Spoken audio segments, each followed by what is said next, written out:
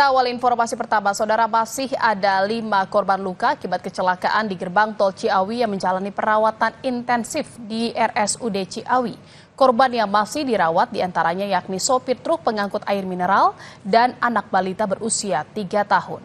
Sopir truk hingga kini belum dapat dimintai keterangan polisi karena kondisi kesehatan yang belum memungkinkan. Sementara kondisi anak balita kini mulai membaik meski masih mengalami luka di bagian kepala.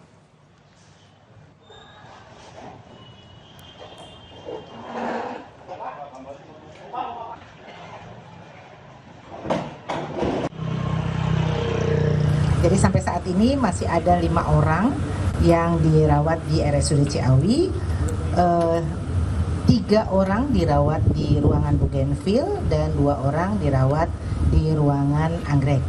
Secara umum kondisi dari kelima pasien ini sudah lebih baik dari kemarin, namun memang karena kondisi awal masuk juga sudah cukup berat sehingga sampai saat ini masih belum banyak yang bisa diajak berkomunikasi, ya. Saudara, penyebab kecelakaan maut di gerbang tol Ciawi yang menewaskan 8 orang dan melukai 11 lainnya masih terus diselidiki. Dari olah TKP diketahui tidak ada jejak bekas pengereman di lokasi kejadian. Sementara dari 8 korban tewas, 6 diantaranya telah teridentifikasi.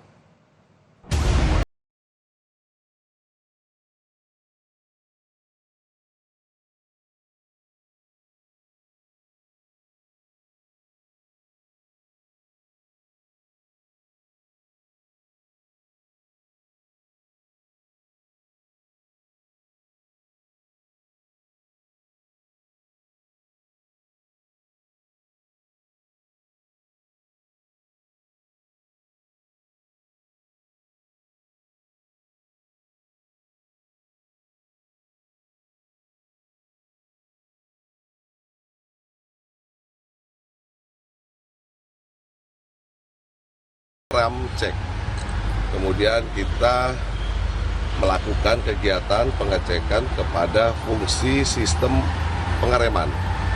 Kemudian yang ketiga, kita juga sudah melakukan pemeriksaan beberapa saksi.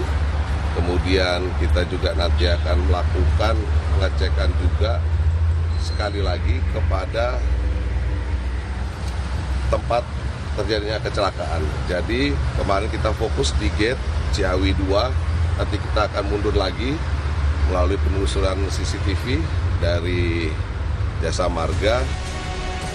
Corporate Communication Director Danone Indonesia, Arif Mujahidin bilang perusahaan transportasi yang terlibat dalam kecelakaan maut di pintu tol Ciawi tidak berkaitan dengan PT Tirta Investama.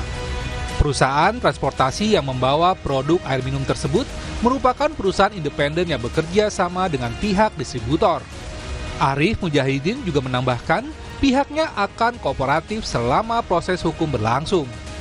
Salah satu kendaraan yang terlibat dalam peristiwa kecelakaan di gerbang tol Ciawi ini merupakan milik dari perusahaan transporter yang bekerja untuk salah satu perusahaan distributor Aqua.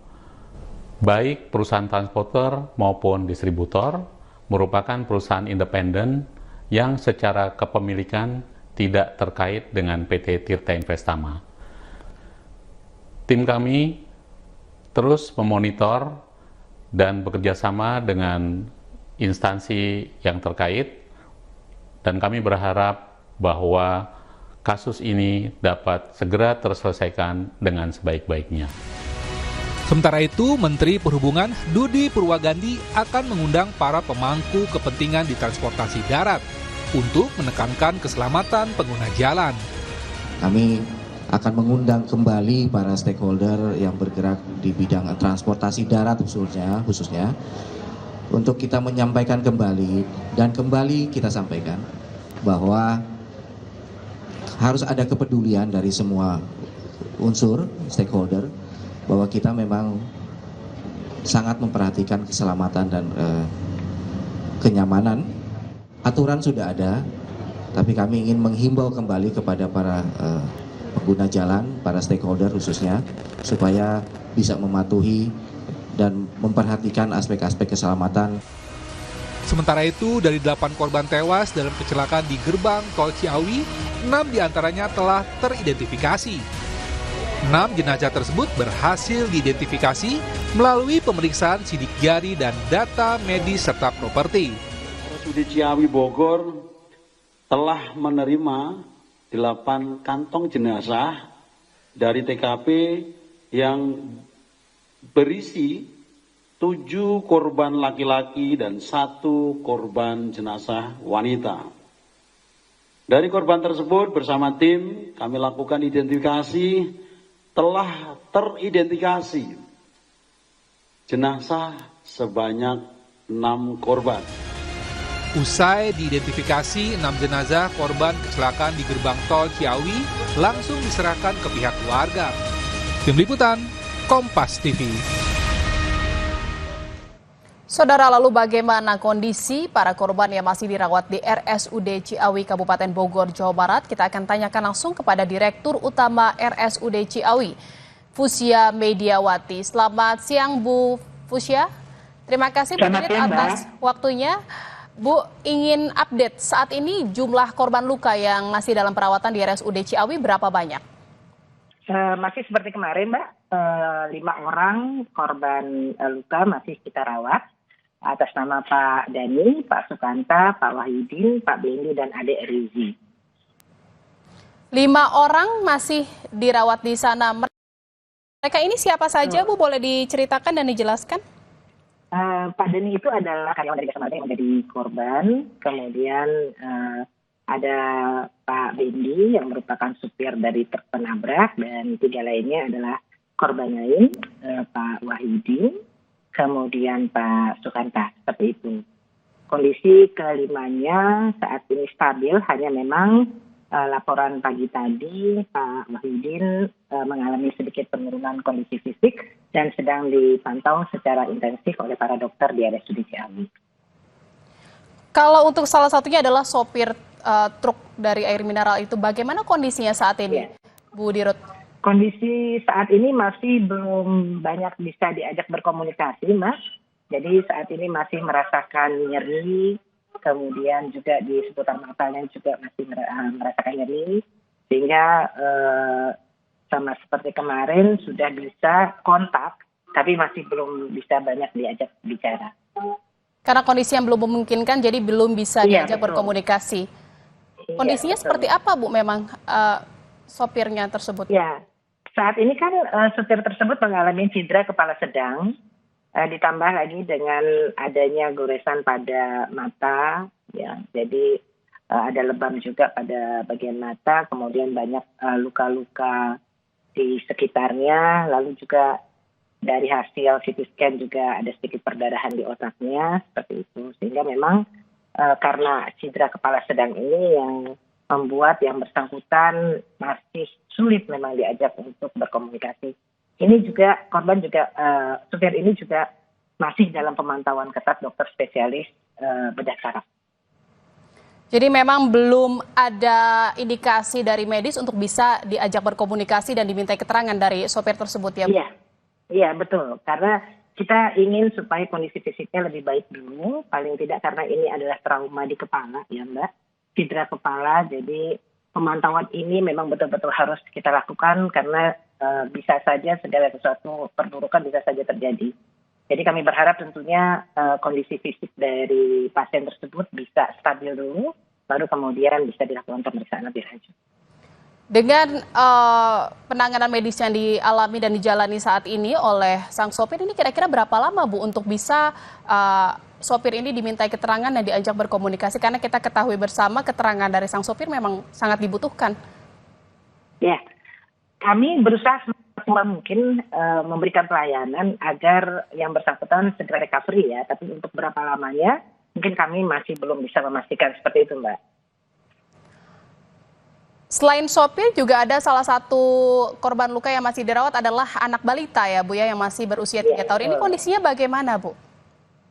Tadi saya kebetulan sempat berkomunikasi dengan dokter penanggung jawabnya.